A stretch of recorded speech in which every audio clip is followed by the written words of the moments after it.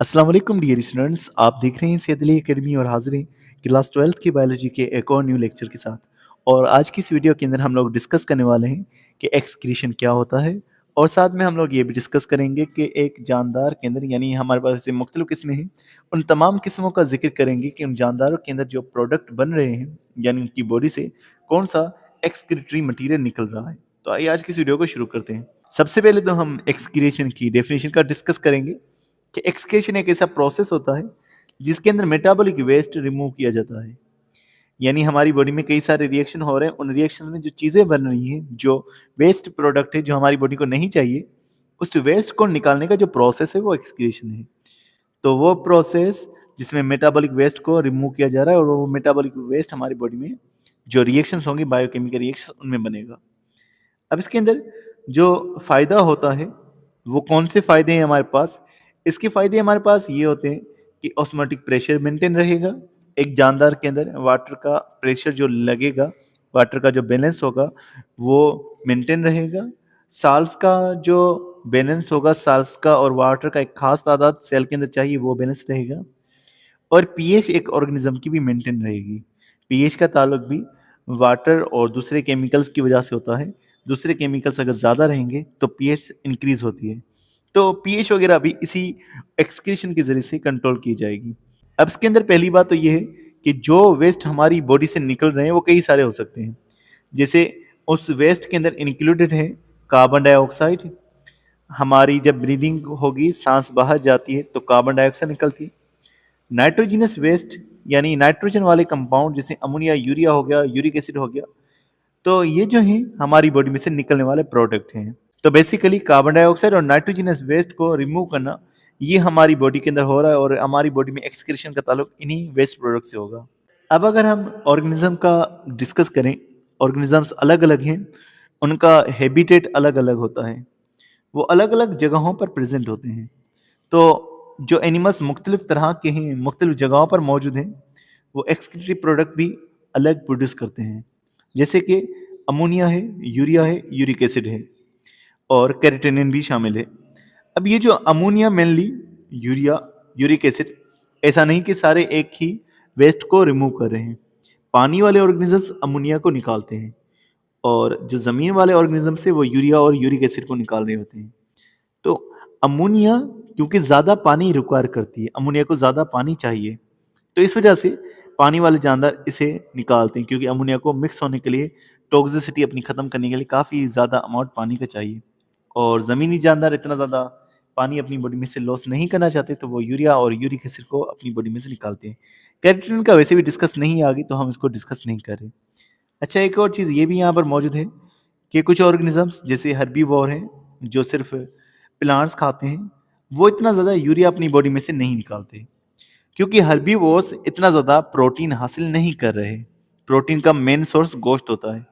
गोश्त में प्रोटीन है, प्रोटीन टूटेगा अमाइनो एसिड में, अमाइनो एसिड के टूटने से अमोनिया बनेगा और फिर अमोनिया के बाद यूरिया बनेगा।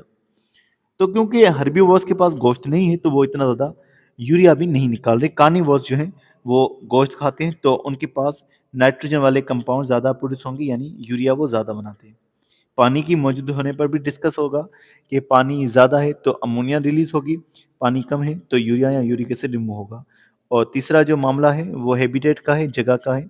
जैसे हमने वही बात की कि पानी वालों का अमोनिया वेस्ट प्रोडक्ट है और जो टेरेस्ट्रियल है वो जो है यूरिया या यूरिक एसिड को प्रोड्यूस करे पानी को बचाने के लिए।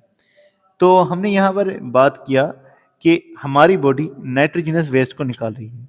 अभी नाइट्रोजनस वेस्ट जैसे हमने ज़िक्र किया, अमोनिया और यूरिया ये प्रोटीन के टूटने से हासिल होते हैं। प्रोटीन अमाइनो एसिड में टूटेगा, अमाइनो एसिड से फिर अमोनिया बनेगा और अमोनिया से फिर यूरिया बनेगा। लेकिन जो यूरिक एसिड होता है वो न्यूक्लिक एसिड के टूटने से बनता है। न्यूक्लिक एसिड के अंदर एक केमिकल होता है जिसको प्यूरिन कहा जाता है। जैसे कि आपको मालूम है कि न्यूक्लिक एसिड में 3 चीज़ें होती हैं, फास्फेट ग्रुप, उसके अलावा पेंटोज शुगर और उसके अलावा नाइट्रोजनस बेस। ये जो नाइट्रोजनस बेस होता है ये प्यूरिन भी होगा, पायरामिडिन भी हो सकता है। प्यूरिन का मतलब होगा जिसके अंदर डबल रिंग मौजूद होती है और पायरामिडिन का मतलब होता है जिसमें सिंगल रिंग होती है। जैसे आपने सुना हुआ एडेनिन और ग्वानिन, ये दोनों प्यूरिन होते हैं क्योंकि इनमें डबल रिंग प्रेजेंट होता है। और जो साइटोसिन हो गया, यूरासिल हो गया या थायमिन हो गया, ये तीनों जो होते हैं ये हमारे पास पायरिमिडिन होते हैं क्योंकि इनमें सिंगल रिंग पाई जाती है। तो प्यूरिन के ब्रेकडाउन होने से हमारे पास जो चीज़ हासिल हो रही है वो हमारे पास यूरिक एसिड हासिल हो रहा है। अब हम बात करते हैं अमोनिया के बारे में। तो हमने जैसे कहा कि अमोनिया जो है एक काफ़ी ज़्यादा टॉक्सिक गैस होती है और ये जो प्रोड्यूस होती है ये किस वजह से प्रोड्यूस होगी कि जब हमारी बॉडी में नाइट्रोजनस कंपाउंड यानी प्रोटीन्स ब्रेकडाउन होते हैं तब जो है अमोनिया हमारे पास बनती है। ब्रेकडाउन ऑफ नाइट्रोजनस प्रोडक्ट जो है अमोनिया बनेगी। यानी कि जो हमारे पास प्रोटीन है उसमें अमाइनो एसिड है, अमाइनो एसिड के पास एक ग्रुप होगा अमाइनो ग्रुप NH2। इस NH2 के रिमूव होने के बाद इसके साथ एक हाइड्रोजन जुड़ेगा तो NH3 यानी अमोनिया बनेगी।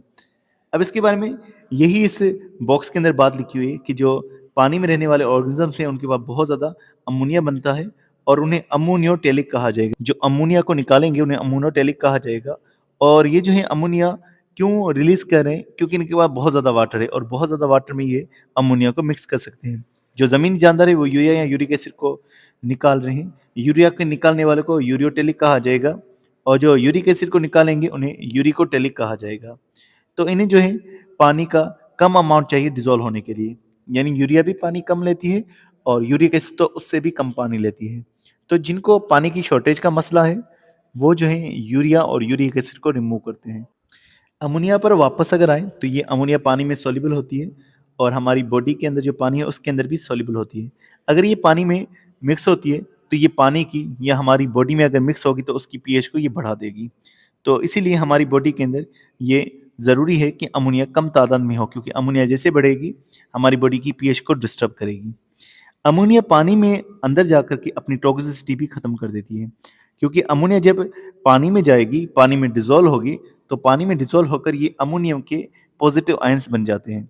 पानी के अंदर किस तरह से होगा? पानी के अंदर जैसे कि आपको मालूम है कि पानी में H पॉजिटिव आयन्स और OH के नेगेटिव आयन्स होते हैं। अमोनिया H पॉजिटिव आयन्स के साथ रिएक्ट करेगा। H पॉजिटिव आयन के साथ रिएक्ट करने के बाद ये NH4 बन जाएगा और उसके अलावा OH नेगेटिव आयन्स इस तरह से बढ़ते जाएंगे। तो OH नेगेटिव आयन्स के बढ़ने की वजह से मामला ये होगा कि बेसिसिटी अल्कलाइन नेचर जो है वो बढ़ती जाएगी यानी पानी की पीएच इंक्रीज होती जाएगी। तो पानी की पीएच अमोनिया के होने से इंक्रीज होगी तो जानदार ये नहीं चाहते कि उनकी पानी की पीएच जो है बॉडी की पीएच वो डिस्टर्ब हो। तो इसीलिए वो अपनी बॉडी में से अमोनिया को निकालते रहेंगे। अब ये जो अमोनिया है ये इनकी बॉडी में से फ्रेश वाटर में रहने वाले या मेरीन वाटर में जो रहने वाले एनिमल्स है उनकी बॉडी में से डायरेक्टली जा सकती है। बॉडी में से या गिल्स में से सेल्स के ज़रिए से डिफ्यूजन से जा सकती है।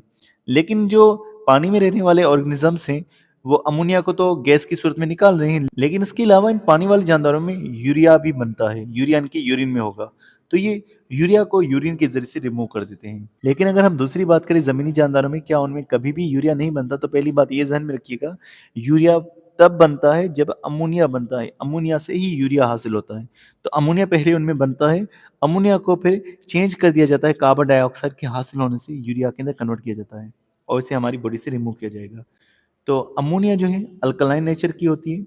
अमोनिया अल्कलाइन होने का मतलब ये है कि ये बेसिसिटी वाली होती है और कोरोसिव होगी। कोरोसिव का मतलब है कि अमोनिया के कांटेक्ट में चीज़ें जो हैं वो गल जाती हैं और ये यूरिया से जो है 1 लाख गुना ज़्यादा टॉक्सिक होती है। तो जो ऑर्गेनिज्म अमोनिया को निकालेंगे उन्हें अमोनियोटेलिक हम कहेंगे। दोबारा से बात करें अगर हम यूरिया के बारे में, इसका फार्मूला आप ये नोट कर लें। इसके अंदर नाइट्रोजन मौजूद होगा और ये वेस्ट प्रोडक्ट नाइट्रोजनस वेस्ट है। ये प्रोटीन के टूटने से बनेगा यानी अमाइनो एसिड के टूटने से बनेगा। जिनमें बनेगा वो मैमल्स होंगे, एम्फीबियंस होंगे और समुद्र में रहने वाली कार्टिलेजियस फिशेस होंगी, शार्क्स जिनमें आ गई। तो इनके यूरिन में से यूरिया जो है निकलेगा। यूरिया को हम दूसरा कार्ब अमाइड भी कहते हैं। ये ना एसिडिक होती है ना अल्कलाइन होती है और पानी में काफ़ी ज़्यादा मिक्स हो सकती है, इसलिए पानी में यूरिन बनकर ये हमारी बॉडी से निकलती है। लिवर इसको बनाएगा। लिवर कैसे बनाएगा? अमोनिया को जब कार्बन डाइऑक्साइड के साथ जुड़ेगा तो फिर कुछ और कंपाउंड्स भी बनेंगे, इंटरमीडिएट कंपाउंड भी बनेंगे बीच वाले, लेकिन जो फाइनली चीज़ बनेगी वो हमारे पास यूरिया बनेगी। इस पूरे प्रोसेस को यूरिया साइकिल या ऑरेंथाइन साइकिल हम कहते हैं। जो ऑर्गेनिजम्स यूरिया को प्रोड्यूस करेंगे उन्हें हम यूरियोटेलिक कहेंगे। यूरिया जो है किडनी के अंदर वाटर की रीअब्जॉर्प्शन में भी रोल प्ले करती है। किडनी के अंदर जो नेफ्रॉन होते हैं, नेफ्रॉन का पार्ट होता है लूपा फिनले, तो वहाँ लूपा फिनले के अंदर यूरिया की मौजूदगी जो है वाटर की एब्जॉर्प्शन में भी मदद करा रही होती है। अब यहाँ हम इस बॉक्स में देखते हैं तो यहाँ बॉक्स के अंदर जो है यूरिया के फायदे का डिस्कस किया गया है कि यूरिया जो है हमारे पास नाइट्रोजन का जरिया है। तो क्योंकि इसके अंदर नाइट्रोजन शामिल है तो इसमें से फर्टिलाइजर्स बनाए जाते हैं। फर्टिलाइजर्स क्या होते हैं? जो ज़मीन की फर्टिलिटी को इंक्रीज़ करते हैं, जो ज़मीन को ज़रख़ेज़ बनाते हैं। यानी कि नाइट्रोजन यहाँ पर जो प्लांट्स होते हैं उनकी प्रोडक्शन को इंक्रीज़ करेगी, उनकी ग्रोथ को इंक्रीज़ करने का काम करेगी। अब आगे इंसानों के हवाले से एक बात लिखी हुई है कि इंसानों के अंदर एक ब्लड के अंदर टेस्ट किया जाता है जिसे ह्यूमन ब्लड नाइट्रोजन टेस्ट कहा जाता है। अब इस ब्लड नाइट्रोजन टेस्ट जिसको BUN से हम ज़ाहिर कर रहे हैं, अब इसके अंदर क्या होगा कि इसके अंदर ये चेक किया जाता है कि हमारी किडनी ठीक से काम कर रही है या नहीं। ब्लड में नाइट्रोजन को जब हम देखेंगे तो हमें पता चलेगा कि कितना परसेंट जो है यूरिया अभी भी मौजूद है ब्लड के अंदर और कितना परसेंट जो है वो वेस्ट हो चुका है। तो इससे हमें रिमूवल ऑफ यूरिया और जो दूसरा नाइट्रोजन वेस्ट है उनके बारे में हमें पता चलेगा। तो ये ब्लड नाइट्रोजन टेस्ट जो हमारी बॉडी में किया जा रहा है ये हमारी किडनी के फंक्शन को चेक करने के लिए किया जा रहा है कि किडनी क्या अपना काम कर रही है, इन नाइट्रोजन वेस्ट को रिमूव कर रही है या नहीं कर रही। अब हम डिस्कस करने वाले हैं यूरिक एसिड के बारे में। अगर हम यूरिक एसिड के बारे में बात करें तो ये भी एक तरह का नाइट्रोजनस कंपाउंड होता है, लेकिन जैसा कि हमने कहा कि ये मेटाबॉलिक प्रोडक्ट होता है प्यूरिन का। तो प्यूरिन जो कि न्यूक्लिक एसिड में मौजूद होता है, इस प्यूरिन में से ये यूरिक एसिड बनाया जाता है। इसके जो स्ट्रक्चर होता है वो भी काफ़ी ज़्यादा प्यूरिन से मिलता है। प्यूरिन से किस तरह से मिलता है, जैसे आप यहाँ पर देखेंगे प्यूरिन के अंदर डबल रिंग होती है, तो यहाँ पर भी आप यूरिक एसिड के अंदर डबल रिंग को देख सकते हैं। तो ये प्यूरिन का फार्मूला हमारे पास मौजूद है। यूरिया के फार्मूले को भी आप देख सकते हैं और उसके अलावा अमोनिया के फार्मूले को भी आप लोग यहाँ पर देख सकते हैं, इनके स्ट्रक्चर को भी। मज़ीद अगर हम इसकी प्रॉपर्टीज़ की बात करें, ये एसिडिक कम होता है और ये पानी के अंदर कम सोल्यूबल होता है, और यूरिया जो है, अमोनिया जो है, ये पानी में ज़्यादा सोल्यूबल होते हैं। अब इसके बारे में बात करें इसकी टॉक्सिसिटी के बारे में, तो ये 10,000 गुना कम टॉक्सिक होता है अमोनिया के मुकाबले में। अमोनिया से जो सबसे कम टॉक्सिक होता है वो यूरिया होता है। यूरिया के बाद जो दूसरे नंबर पे है 10,000 गुना कम टॉक्सिक, वो हमारे पास यूरिया होता है। अब एनिमल्स जो हैं, जो मेनली यूरिया को एक्सक्रीट कर रहे थे उन्हें यूरियोटेलिक कह रहे थे, लेकिन जो मेनली यूरिक एसिड को एक्सक्रीट करेंगे उन ऑर्गेनिज्म को यूरिकोटेलिक कहा जाता है। अब जो यूरिकोटेलिक हैं वो रेप्टाइल, बर्ड और कुछ हमारे पास इंसेक्ट होते हैं। तो इंसेक्ट, रेप्टाइल्स, बर्ड्स, इनके अंदर यूरिक एसिड इनकी बॉडी से निकल रहा है। अब यूरिक एसिड अगर बॉडी टिश्यूज़ में पड़ा भी रहेगा तो इतना ज़्यादा कोई नुकसान वगैरह नहीं पहुंचाता। अब यूरिक एसिड जो है जब निकलता है, जिस वेस्ट के अंदर मौजूद होता है यूरिक एसिड, वो वेस्ट काफ़ी ज़्यादा थिक पेस्ट लाइक हमें नज़र आता है। और यूरिक एसिड निकालने का मकसद ये होता है कि इसको कम पानी चाहिए होता है और एनिमल्स को फ़ायदा होगा कि वो ज़्यादा वाटर अपनी बॉडी में रखेंगे। तो इंसानों के अंदर भी यूरिक एसिड निकलता है, लेकिन हमारे अंदर जो 75% यूरिक एसिड निकलता है वो हमारी किडनीज़ में से निकलता है, और उसके अलावा कुछ जो यूरिक एसिड है 25% ये हमारी इंटेस्टाइन में से निकलेगा। इंटेस्टाइन का मतलब ये है कि जो हमारा लार्ज इंटेस्टाइन है, जब वहाँ पर फूड पहुँचता है तो उस फूड में से हमारे पास जो वेस्ट मैटर होगा, उस वेस्ट मैटर के साथ ये हमारा यूरिक एसिड चला जाएगा। अब वही बात यहाँ पर मौजूद है कि प्रोटीन, इसके टूटने से बनेगा अमाइनो एसिड, अमाइनो एसिड के टूटने से बनेगा अमाइनो ग्रुप, और अमाइनो ग्रुप के बाद फिर उसके साथ जब हाइड्रोजन शामिल हो जाएगा तो बन जाएगा अमोनिया। और अमोनिया निकालने वाले जो ऑर्गेनिजम्स हैं वो हैं मेरीन ऑर्गेनिजम्स या फ्रेश वाटर ऑर्गेनिज्म, यानी एक्वाटिक ऑर्गेनिजम्स। अगर हम एक्वाटिक ऑर्गेनिजम्स की बात करें तब भी उनमें बोनी फिशेस आ जाती हैं। अमोनिया के साथ जब कार्बन डाइऑक्साइड जुड़ जाएगा तो बन जाएगा हमारे पास यूरिया, और यूरिया निकालने वाले हैं मैमल्स, एम्फीबियंस, शार्क्स और कुछ कार्टिलेजिनियस फिशेस। उसके अलावा जो यूरिक एसिड है उसे निकालने वाले हैं रेप्टाइल्स, बर्ड्स और इंसेक्ट, और कुछ ज़मीन पर रहने वाले स्नेल जो मोलस्कस के साथ ताल्लुक़ रखते हैं।